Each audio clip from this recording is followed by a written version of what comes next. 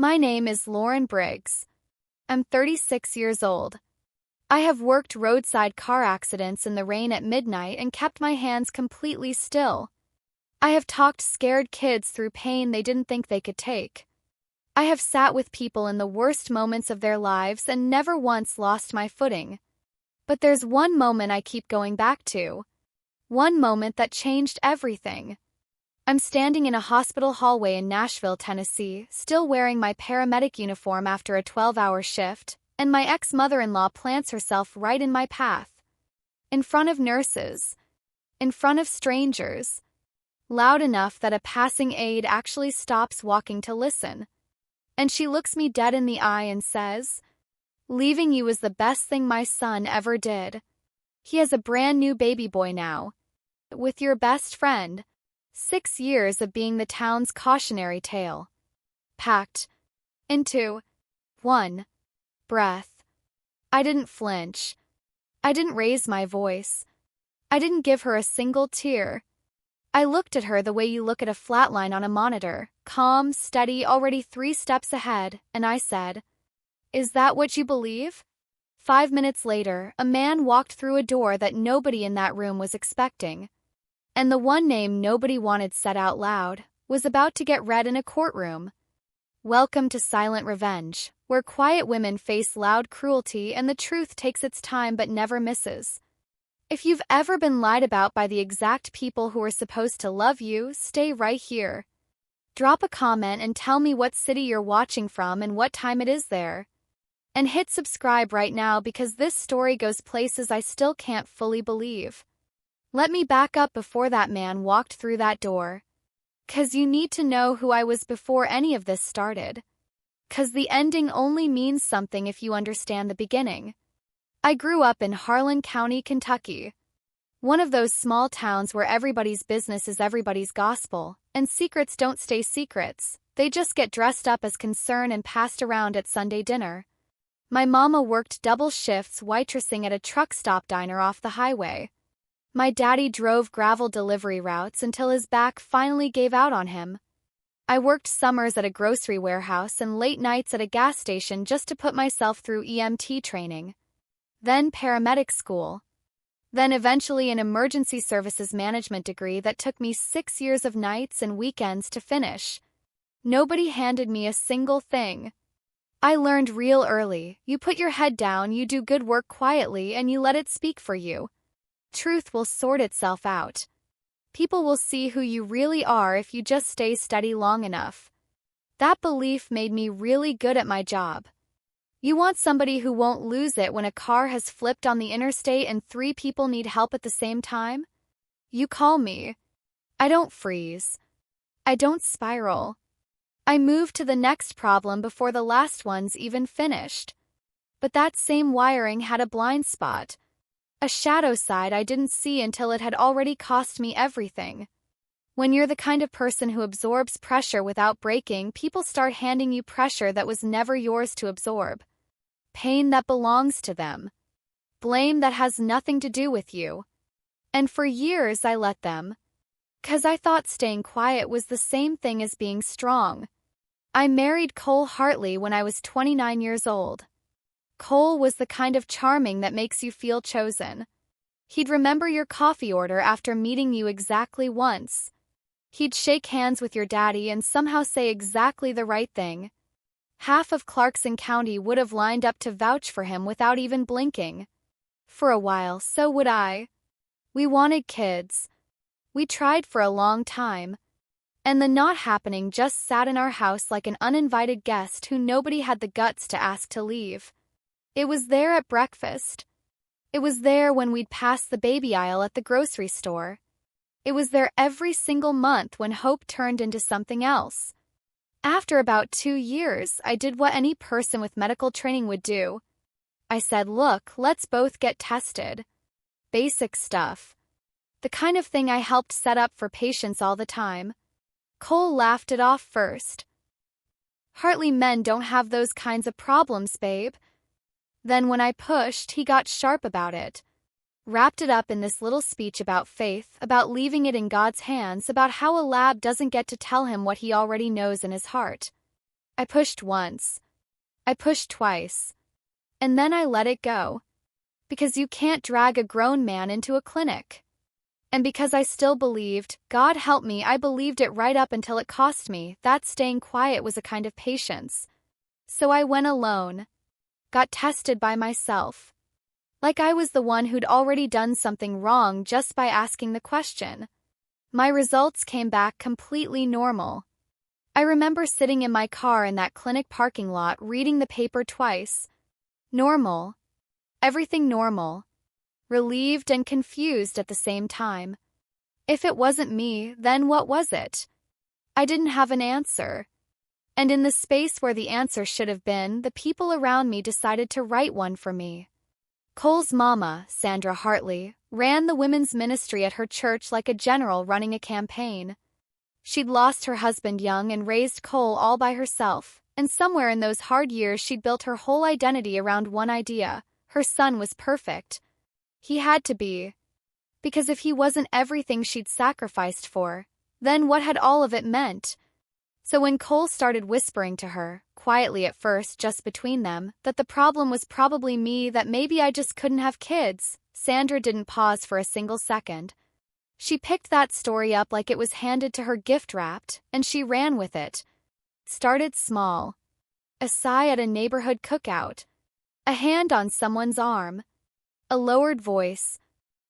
Poor Cole. He wanted a family so badly. Then it grew teeth. At a church social that fall, she introduced me to a visiting pastor's wife and said, "I am not making this up. This is Lauren, Cole's wife. She's in emergency services, you know. Such a shame about the children." The woman gave me this long, slow, sad nod. And I realized in that moment that the story had already arrived everywhere before I did. That I'd been talked about in rooms I'd never walked into.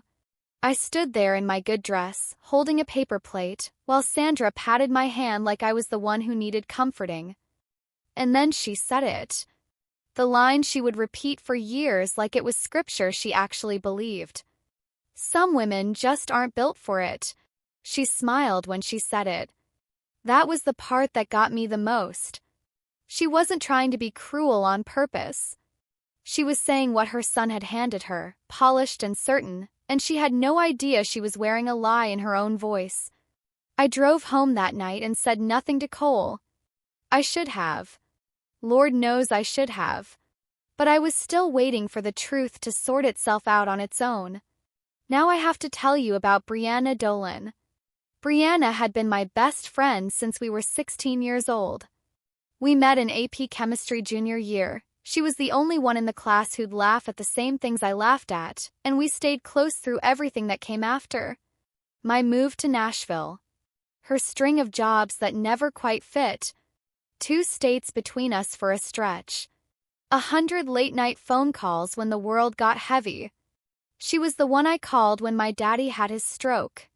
She was the one standing up at my wedding in a burgundy dress, crying louder than my mama during my vows.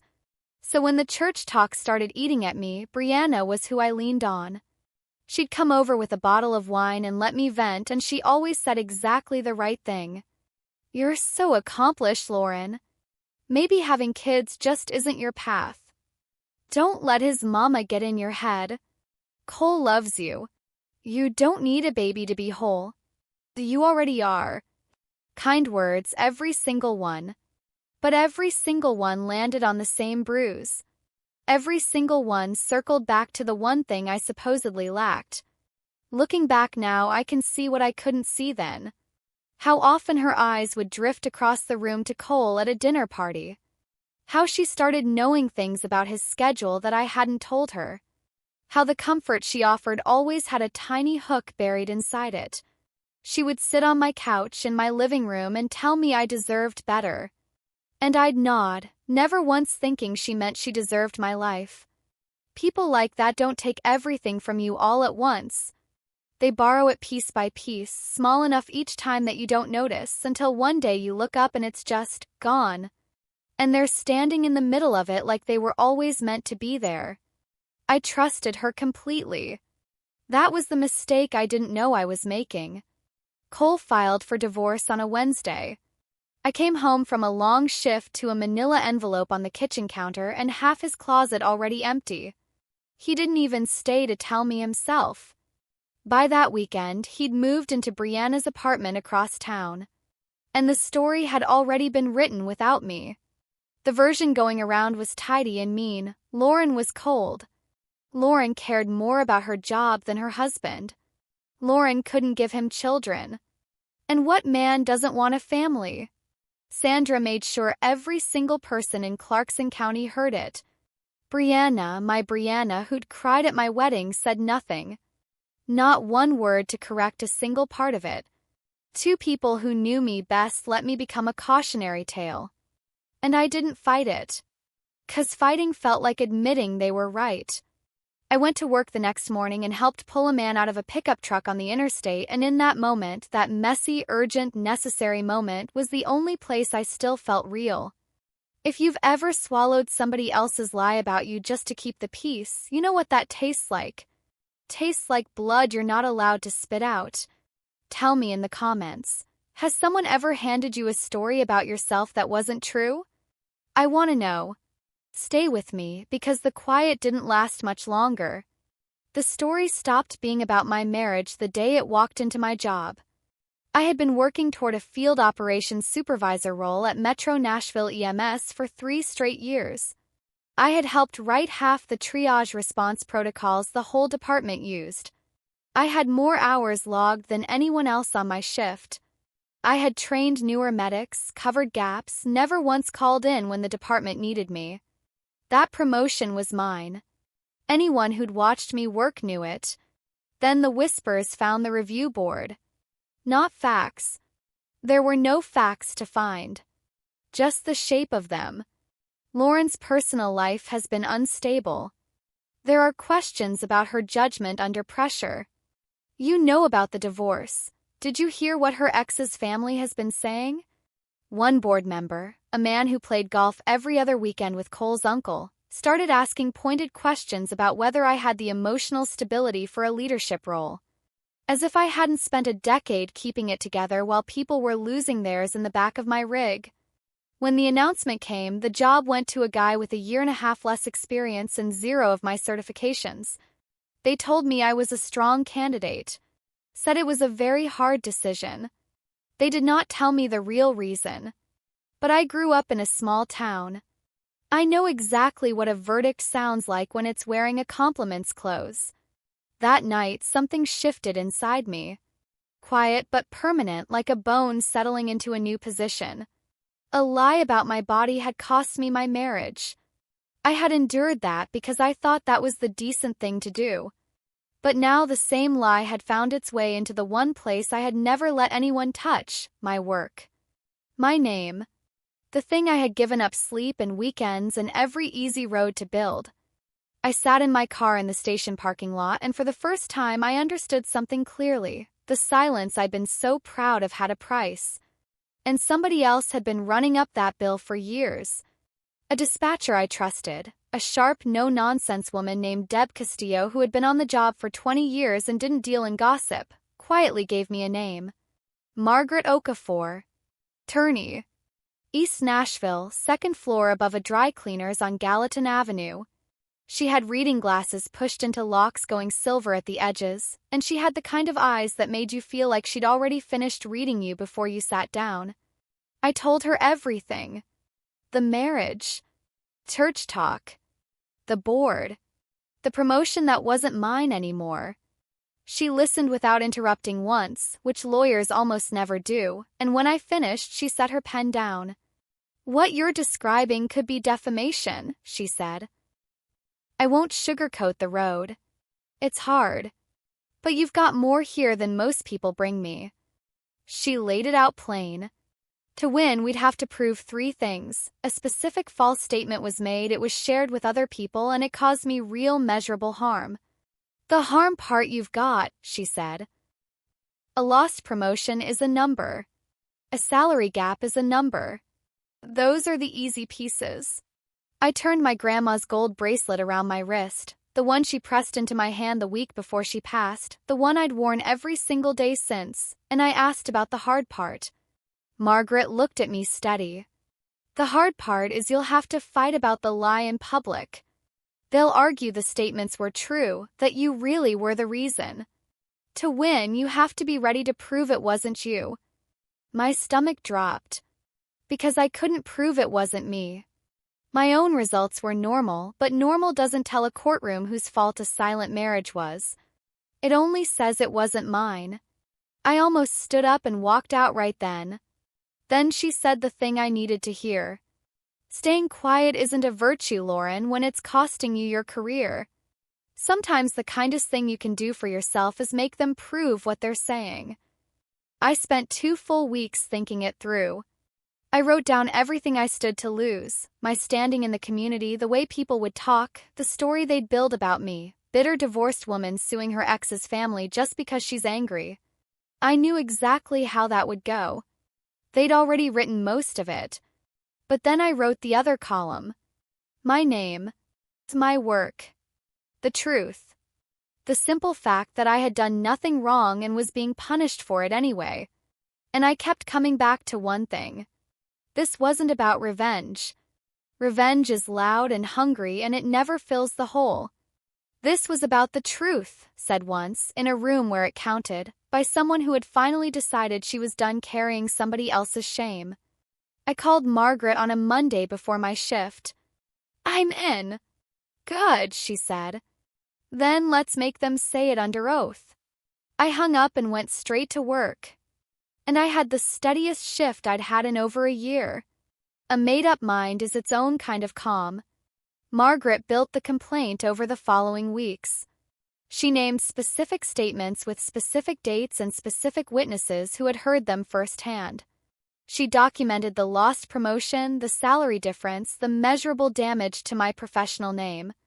Reading it was strange.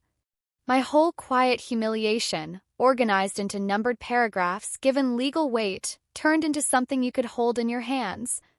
When it got filed, the news moved through Clarkson County faster than any emergency call I'd ever run. Lauren Briggs is suing the Hartleys. Sandra was furious. She told her women's group I'd gone vindictive, that the pain of my empty life had turned me bitter. She doubled down on every word she'd ever said, which, as Margaret had hoped, was exactly the right move for the wrong reasons. Cole went quiet. Brianna did too. But messages started trickling into my phone, some ugly, some just curious, and a surprising few that were quietly, genuinely supportive. Women who'd had their own reputations rewritten by people who claimed to love them. One message said, "Good for you." They did the same thing to my sister. I didn't respond to any of them. I just kept running calls and let the case move at the speed of the law, which is slow on purpose, as Margaret liked to remind me. She explained how the other side could play it. They had 2 roads. Road 1, argue the statements were just feelings, just the messy fallout of a painful divorce, nothing legally actionable. Road 2, plant their flag. Swear under oath that the statements were true, that I really was the reason the marriage produced no children. That the infertility was mine, medically, definitively. That's the road I'm praying they take, Margaret told me. I asked her why. She smiled like a woman who already knew the last page of the book. Because if they say it's true, they have to prove it. And to prove it, they have to open a door. They took road 2. Cole's attorney filed a response swearing on the record that the statements about me weren't defamation, because they were true. The infertility was medical. And it was mine. Margaret called me the afternoon it landed. Something close to satisfaction was running underneath her professional calm. They just said the magic words. She explained, truth is a defense in defamation law.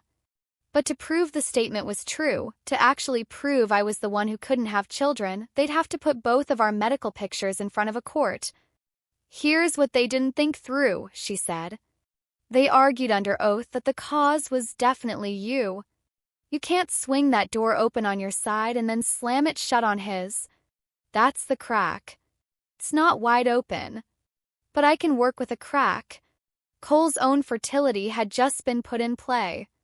He had spent years hiding behind it was her. By swearing to it in a legal filing, he had potentially handed us the legal opening to finally ask about him. I sat down slowly at my kitchen table after that call and didn't say anything for a long time. For 6 years, my body had been the topic at potlucks and prayer circles. And now, by trying to make that official, by trying to win in court by doubling down on the lie, the Hartleys had done the one thing none of them had ever been willing to do before. They had opened the door to examining Cole. A thread I'd buried years ago had just twitched, and I felt it move. That night I couldn't sleep. When something won't sit right with me, I do what I always do. I go back through the timeline in my head, slow and careful, the way you reread an old chart looking for the thing you missed the first time. And there it was. 7 years back. Early in the marriage. A Tuesday morning when Cole drove up to Louisville alone. Said it was just a routine physical. He was gone the whole day, which seemed like a lot for a checkup. He came back different, quiet in a way that wasn't like him, short-tempered over nothing, and he poured himself a drink before dinner, which he never did on a weekday. I had asked him if everything was okay. He said the doctor was useless, the whole trip was a waste of a day, and he changed the subject so fast it left a mark in the air between us. And here was the thing that kept me staring at the ceiling. After that Tuesday, he never once brought up the idea of testing again.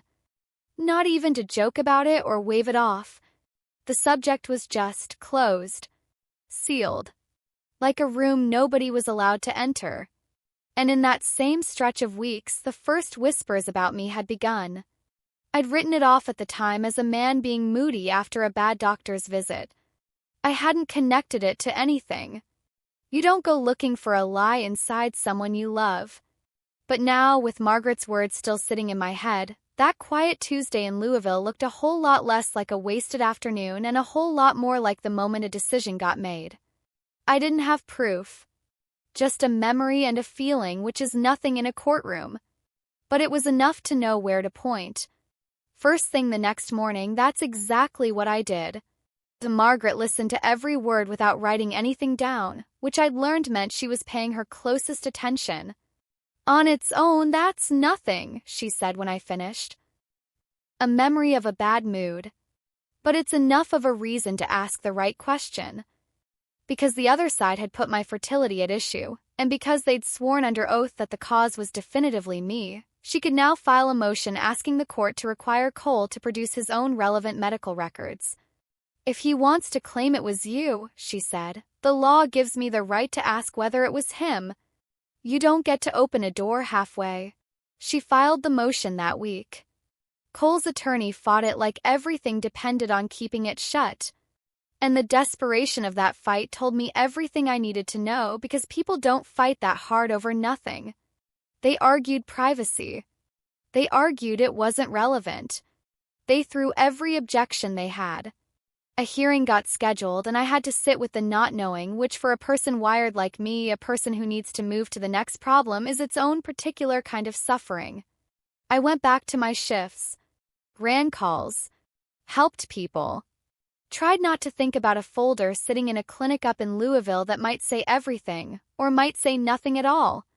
Margaret told me to be patient. Courts move slowly on purpose, she said.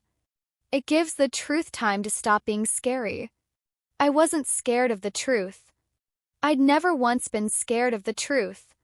I was scared they'd find a legal way to keep me from it.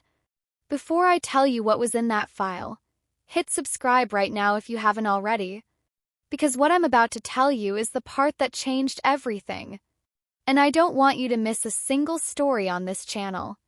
Drop your city in the comments. Tell me you're here. Now let's keep going. The ruling came on a gray Tuesday afternoon in the middle of a slow shift. Margaret called and I stepped outside next to the ambulance bay, my back to the station wall, the November cold biting right through my jacket. The judge granted it, she said. With limits, but she granted it. The court had found that because the defense had sworn in writing that the infertility was mine, Cole's relevant medical records had become, in the judge's exact words, presumptively discoverable. Not public. Not a free-for-all. Reviewed under a protective order. limited strictly to what the case required. "It's not a guarantee of anything," Margaret said. "We don't know what's in the file. But they can't keep it shut anymore." I let out a breath in that cold air that felt like it had been trapped in my chest for 7 years. Across town, I found out later, the news landed completely differently. Cole's attorney reportedly called for an emergency private meeting that same afternoon. Sandra called Margaret's office twice and was politely told the attorney couldn't speak with her. For the first time, the people who had spent years deciding what was true about my body went pale at the thought of a court deciding what was true about Cole's. The first sign that something was badly wrong on their end didn't come from Cole. Didn't come from Sandra. Came from Brianna. She texted me out of nowhere after nearly a full year of total silence. "Please don't do this. Think about the baby." I read it 3 times. We hadn't spoken since the divorce. She had taken my husband, walked into my life, and had never once reached out with an apology or an explanation or even the basic dignity of acknowledging what she'd done. And now, out of nowhere, in the middle of the night, she was begging me to stop. The lawsuit wasn't even about her. It was between me, Cole, and Sandra. It was about words said about my body. About a job I lost. So why was Brianna, the woman who had supposedly won everything, terrified of a legal case she wasn't named in? Why would a woman holding the baby, the man, and the whole rebuilt life be texting her old friend at midnight asking her not to dig? People who beg you to stop digging always know what's in the ground. I'd learned that the hard way. I didn't reply. I just sat with the shape of something I couldn't quite see yet, something just outside the edge of what I understood. Something bigger. The records arrived 8 days later. I need to be clear about how, because it matters to me that this was done right. I did not see those records. I had no legal right to, and I wouldn't have touched them even if I did.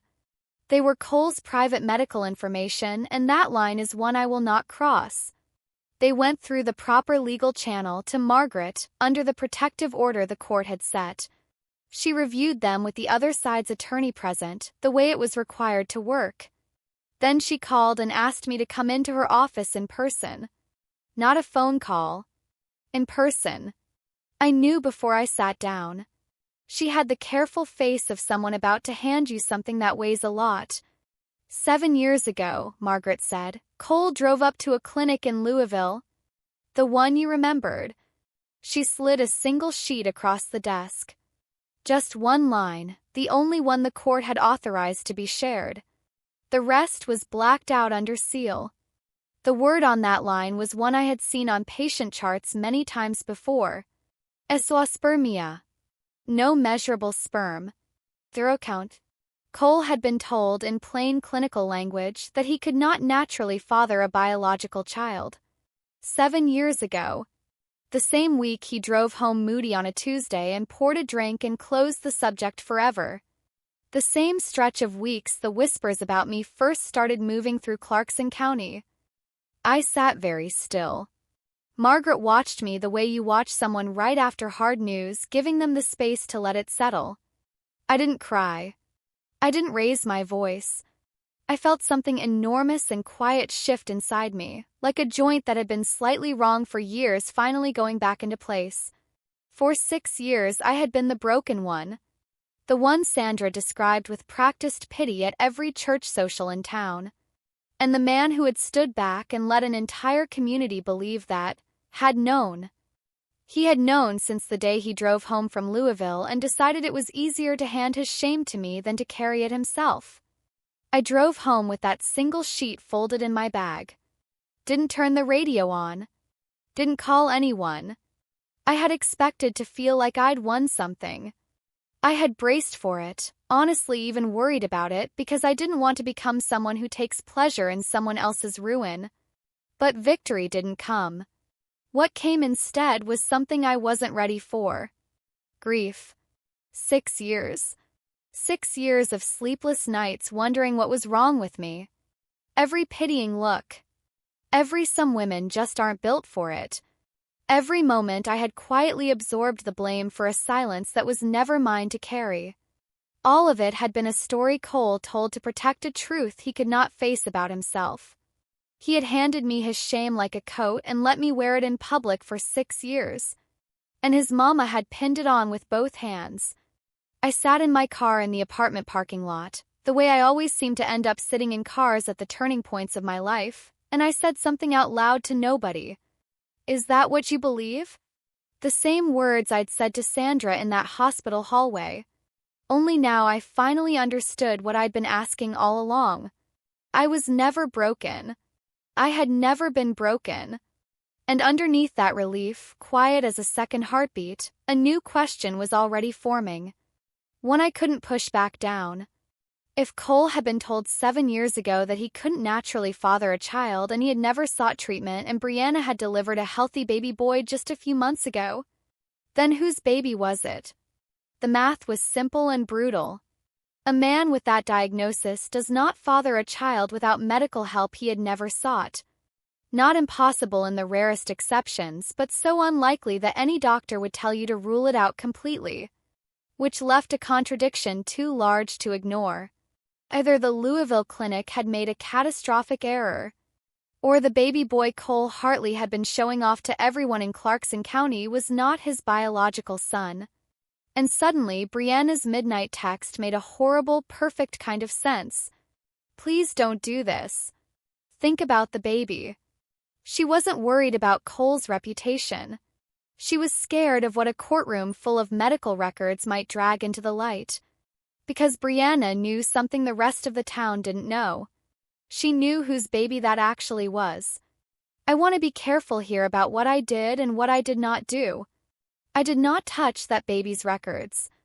I had no right to, and I wouldn't have even if someone handed them to me. That little boy was innocent in every single part of this. He didn't choose any of it, and I have never once wished him anything except a good and steady life. What I had was a contradiction sitting in plain sight, one the Hartleys had created entirely with their own legal defense. They had sworn the infertility was mine. The record said it was Cole's. And a healthy baby across town said somebody was lying about something a whole lot bigger than a failed marriage. I called Margaret. "I think there's more in the ground," I told her. She didn't pause for a single second. "Then let's let the court find it. Not us. Now I can tell you about the man in that hospital hallway. His name was Jonah Reeves. I didn't know him then. I learned about him the way I learned everything in this story, slowly, properly, through channels that don't lie. Turned out that during the months when Cole and Brianna were getting together, while Cole was still making sure everyone in the county believed his first wife was the broken one, Brianna had also been involved with someone else. Jonah, a quiet man, steady by all accounts, who had genuinely believed the relationship was serious and heading somewhere real. When Brianna chose Cole, she cut Jonah off clean. Blocked his number. Never told him she was pregnant. Never gave him a due date, a hospital name, a single word about the baby that might have been his. She had gambled that he would simply disappear, that he'd move on, never connect the dots, never do the math. But the timing had never sat right with him. He'd spent months asking quiet questions of the few people they'd both known. And that very morning, the same morning Sandra was standing in the hospital hallway feeling victorious, one of those mutual friends had let the hospital name and the date slip. So Jonah came. He came to see the child he suspected might be his. And the moment he stepped through that door, the last person Brianna had ever expected to walk back into her life, her face went completely white. "That is the image I want you to hold." Sandra, standing beside the elevators, certain her son's shiny new life had proven me worthless. And 5 steps behind her, walking calmly through the door to the maternity wing, was the living proof that the shiny new life had been built on exactly the same kind of lie they had buried me under for 6 years. I didn't plan that moment. I didn't even fully understand it when it happened. I just stood there, looked at Sandra, and asked her if that was really what she believed. And then a door opened. And a stranger walked through it. And the whole house of cards started coming down without me lifting a single hand. Jonah had questions that a court could answer. And in a county where everyone had been so certain they knew the truth about my body, the truth about everybody else's was about to get its day in the light. Cole had known. That is the thing I keep coming back to. The thing that turns this whole story from sad into something I still can't find a softer word for. He had known for 7 years that he could not naturally father a child. So when Brianna got pregnant, he had known without any doubt that the baby was not his. And he claimed it anyway.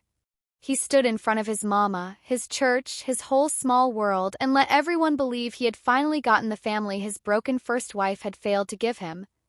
He used a child who wasn't his as a last period at the end of a sentence he had been writing about me for years. I tried to find some sympathy for him. I'm not a hard person by nature. But every time I reached for it, I hit the same wall. He'd had 100 chances to quietly tell the truth and let me go with my dignity. Instead, he built a monument to a lie and put a real child on top of it. When Margaret called to tell me Cole's attorney had gone completely quiet, no more motions, no more fight, just a soft request to talk about resolving things privately, I understood exactly why. Cole wasn't afraid of losing the lawsuit anymore. He was afraid of what the lawsuit was about to say out loud in front of everybody who had ever believed him. Sandra came to my apartment on a Sunday before the hearing. She showed up in her church clothes and I almost didn't open the door. When I did, she looked older than I remembered. Smaller. She didn't apologize. I want to be completely honest about that because for just a moment I thought she might. She stood in my doorway and asked me, voice cracked right through the middle, to drop the case. Not for Cole, she said. For the family. For the baby. For the name. And as she talked, I saw something I hadn't expected. I saw a woman who had been lied to by her own son for 7 years. A widow who had poured every single thing she had into one boy and built her whole sense of self around the certainty that he was good. She hadn't passed those ugly words around town because she was evil. She had passed them along because Cole had handed them to her polished and certain, and she had loved him too much to ever question the gift. For one breath, standing in my doorway, I felt something real for her. But then she said it one more time. The only line she had left. Some women just aren't built for it, Lauren. Why drag everyone through the mud over it? And I understood. Even standing right on the edge of the truth, she would rather protect the lie than let it go. Sympathy is not the same as surrender. I could feel for her pain and still refuse to carry her son's shame for one more single day. Sandra, I said, and I kept my voice real quiet. Go home. The mud was never mine. She left. I closed the door. I didn't feel cruel. I felt finished. Margaret put the settlement offer on her desk a few days later. Quiet private. Money. A private retraction to the promotions board. My professional record cleaned up. Everything sealed, everything silent, gone. It's a good deal on paper, she said, watching me. You'd get your name back. The board would hear the truth. You could walk away with everything you came for. She was right. By the numbers, it was a win. All I had to do was let the truth get whispered into a back room and locked away forever. While Sandra kept saying her line at church. While Cole kept showing off a son who wasn't his. While the story about the broken paramedic from Kentucky stayed half alive in the corners of town where private retractions never reach. I thought about it for a long time. Then I said no. Not out of spite. The difference matters to me, so I want you to hear it clearly. I refused because a private truth is just a quieter version of the same lie. For 6 years they had said it about me out loud, at potlucks, at church, in a hospital hallway in front of nurses. Correction had to live in exactly the same place. I'm not going to whisper an apology for a wound somebody else handed me, I told Margaret. I'll say the truth once, where it counts, and then I'm done carrying it. Margaret capped her pen and smiled. The real smile, the one she kept under the professional one. Then we go to court, she said. Where's something you can breathe in? The hearing was held at Davidson County Courthouse on a cold, sharp January morning. I expected nerves. I kept my hands steady through things that break most people. But this was different because this time the thing on the table was me. The room filled the way rooms fill in small towns when someone dares to say out loud what everybody's been whispering. 2 members of the promotions board were there in the gallery. A half-dozen women from Sandra's church circle, the same ones who'd nodded along to her pity for years. Sandra herself, rigid in the second row. Cole beside his attorney, pale and sweating in a suit that didn't fit him right anymore. Brianna near the back, very still. And 2 rows behind Brianna, sitting quietly with his hands on his knees, Jonah Reeves. She could feel him there without turning around. I know she could. I sat at Margaret's table and felt the whole weight of the last 7 years gathered into one room. Margaret didn't raise her voice once during that hearing. I remember that more than anything else. She built the case the way you build a diagnosis, one finding at a time, calm and patient until the conclusion was the only one left standing. She laid out the statements, the dates, the witnesses, Sandra's own words, repeated at neighborhood gatherings and church socials. Some women just aren't built for it. She laid out the harm, the lost promotion, the salary, the documented damage to my name in a professional setting. Then she addressed the defense's own sworn claim that the infertility was mine, and she asked the court to consider what the records their own filing had forced into discovery actually said. Under the protective order, only the single necessary line was read aloud. 7 years ago, Cole Hartley had been diagnosed at a Louisville clinic with a condition that made naturally fathering a biological child medically impossible. The room changed temperature. I watched the church women look at Sandra. I watched Sandra go the color of old chalk. I watched the 2 board members exchange a quiet look. I watched Cole's attorney put a steadying hand on Cole's arm. Then Margaret, gentle as anything, placed the final piece on the table. The defense had sworn the empty marriage was my fault. The medical record said it was Cole's. And there was, by the family's own loud public account, a baby boy. A paternity matter now before a related court. Initial genetic testing in that separate proceeding had not supported Cole's biological claim. She said it the way you'd read a number off a chart. No drama. No performance. Just the finding. And that was when Cole stood up. That's not, you can't just. His voice cracked across the room. The judge told him to sit. Sandra was on her feet too, saying my name like an accusation, saying none of it was true, saying I'd twisted everything, that I'd always been jealous of what Cole had. The judge's gavel came down sharp. 2 people, loud and unraveling, in the exact room where they had expected to watch me lose. And I sat perfectly still at that table and said nothing at all. Sandra turned toward me the way a drowning person grabs for anything within reach. Her composure, 30 years of it, built in church halls and potluck lines and prayer circles, cracked completely open. And out of the wreckage came the only word she had left. Some women just aren't built for it. Her voice shook. Her finger pointed across the room at me. Some women just aren't. She couldn't finish it. I stood up slowly. 'Cause I had waited 7 years and I was not going to rush the last moment of it. My voice came out flat and clear. The voice I use when I have to tell a family something true and hard. The kind of voice that is calmer than the room can stand. You're right, Sandra, I said. The whole courtroom went silent. You are exactly right. One person in this marriage was never built to have children. I let that sit in the air. I looked at Cole. Then back at his mama. The file only ever had his name on it. Sandra's hand dropped. Cole put his face in his hands. And the women from that church circle, the ones who had nodded along to my ruin for years, sat there with the truth settling over them like dust after something falls. I wasn't built wrong. I had never been built wrong. The man who had let an entire county believe otherwise was sitting 6 feet away, quietly coming apart, while the woman he called broken stood steady on her own 2 feet. I said it once. Out loud. where it counted. And I was already finally setting it down. What happened next wasn't the big dramatic collapse you might be picturing. No screaming match in the parking lot. No handcuffs. No fireworks. It was quieter than that. And somehow that made it worse for them. Cole sat there with his head down while his attorney asked for a recess.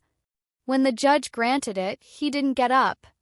He just stayed in his seat, a man watching 7 years of careful storytelling cave in on a single January morning.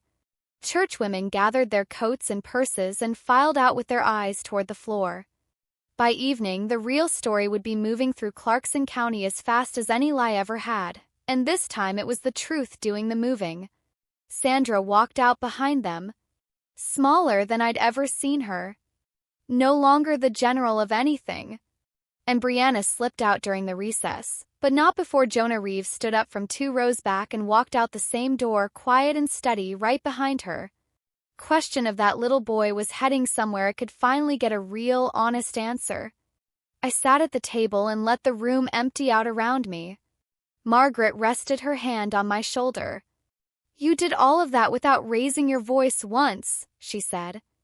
"I've been doing this for 30 years. You'd be surprised how rare that actually is." The rest of it came in pieces over the following weeks. Cole's standing in Clarkson County simply evaporated. You cannot outrun a courthouse in a town that size. He left within a few months, moved 2 states west, somewhere nobody knew the story yet. He had spent 7 years making sure everyone believed a lie about me. In the end, the truth didn't need me to chase him. Just needed to be said once in the right room. The promotions board chair called me in a few weeks after the hearing. He was wearing the uncomfortable look of a man who'd believed the wrong thing and knew it. He told me the field supervisor position was open again. He told me the review board had revisited the matter and found the earlier concerns about my judgment and stability to be, and I'm quoting him, without foundation. He didn't quite apologize. But from a promotions board, close is honestly about all you're ever going to get. I took the job. Not because I needed to win one more thing, but because it had been mine, built with my own years and my own sacrifice, and I was not going to let somebody else's lie keep it from me a single day longer than it already had. My first week as field operations supervisor, I walked into that ambulance bay and breathed in the diesel and cold air and familiar smell of the place, the smell that had always meant I was somewhere I knew how to be good. Smelled different now. It smelled like something I'd earned back. Not something I was hiding inside. As for everyone else, I know you want to know, so I'll tell you. Cole left town. Last I heard he was out west somewhere, starting over in a place that hadn't heard the story. I don't wish him anything bad. I honestly don't wish him much of anything at all anymore, and that in itself is a kind of peace I didn't know I was working toward. Sandra lost the thing she had built her whole self around. Not because I took it from her. I never said a word against her in that church, not once. But the truth about her son was too large to stay contained in a town that small. The women's ministry she had led for decades quietly moved on without her. I heard she stopped going. I felt genuine sadness about that. Kind of sadness you feel for someone who chose the lie right up until it took everything. Brianna and Jonah worked through the matter of the baby in court the proper way. I truly hope, for that little boy's sake, they found something steady on the other side of it all. He didn't ask for any of this. Brianna and I never spoke again. Some friendships don't break with a fight. They just turn out to have never been what you believed they were, and eventually you set them down with the rest of it. As for me, I kept the job. Kept the apartment. Kept the bracelet on my wrist. There was one last thing I did before I considered the whole chapter closed. I wrote Sandra a short note. Not long. Not angry. I thought about her standing in my doorway in her church clothes, a woman who'd been lied to by her own son and chose the lie anyway, because loving him was the only identity she'd had left. And I found that I genuinely did not want to carry any anger toward her into the rest of my life.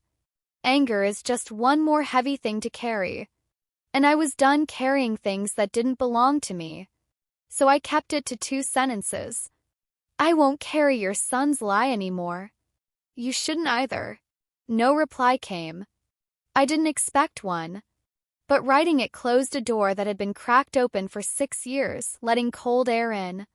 That night, I slid my grandma's bracelet off my wrist and held it in my palm for a minute, thinking about what she used to say to me when I was small and scared and waiting for something hard to be over. Baby, patience isn't just waiting. It's knowing the right moment when it comes. I had waited 7 years for the right moment. Came. And I met it.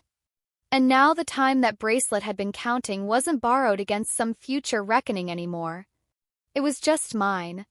The whole quiet, unhurried rest of my life, finally entirely mine. If you take one thing away from my story, let it be this. The truth doesn't chase anybody. It doesn't shout. Doesn't beg to be believed. Just waits, patient as anything, for the day somebody stops being afraid and asks the right question out loud. That's my story. 6 years wearing a name that was never mine. And one quiet question that brought the whole thing down. If someone has ever told you that you are the broken one, I need you to hear this. You are not carrying what belongs to them. Tell your truth where it counts. Say it once. And then set it down and walk away from it. If this story reached you tonight, share it right now with one person who needs to hear it. You know who that person is. Hit like if you stayed all the way to the end. It means more to this channel than you know. Hit subscribe so you never miss a story on Silent Revenge, and trust me, the next one is going to leave you speechless. And before you go, drop your city and the time you're watching this in the comments below. I read every single one.